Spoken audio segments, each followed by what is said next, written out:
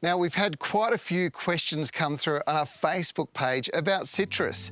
And you know what? You're not the only ones out there that have them, because there are a lot of citrus issues going on this time of the year. This, for example, is my blood orange. It produces beautiful big oranges, and the very first year that it produced fruit, it was fantastic. The fruit was sweet. The next year, it was a little bit on the sour side, and the year after, it was actually quite sour. Why would that happen?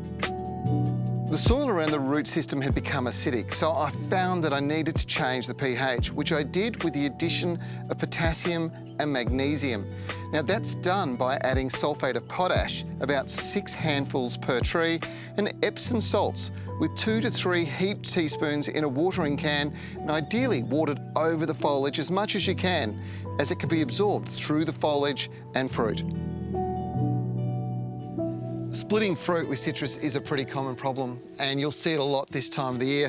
Now, the reason it splits, well, it all gets down to when the fruit was set. You see, at the moment of the fruit being set, the tree has determined how big that fruit will be.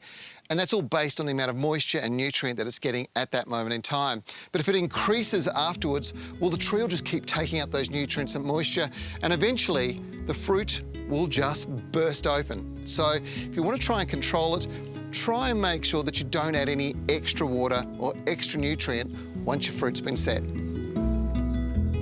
The last question I get asked regularly that I want to answer is this one. I love lemons and limes, but I don't have a lot of room.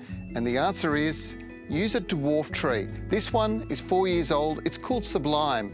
And there's another one down here, which is a 4-year-old lemon called Lemonicious. They don't grow too large, only a couple of metres in height at most, but they produce a great crop of the best quality fruit. Citrus trees are incredibly hardy plants as a general comment. In fact, they're what we call gross feeders. As long as you're feeding them on a regular basis, you're going to end up with really good fruit crops and healthy fruit that's good for you. Now, the other thing about them is they have very few pests of consequence, so you don't have to go spraying all the time. In fact, if you let Mother Nature do her thing, most of the time, they'll be fine.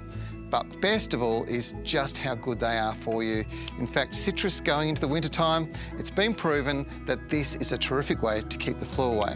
So maybe it's time you put a citrus tree into your backyard.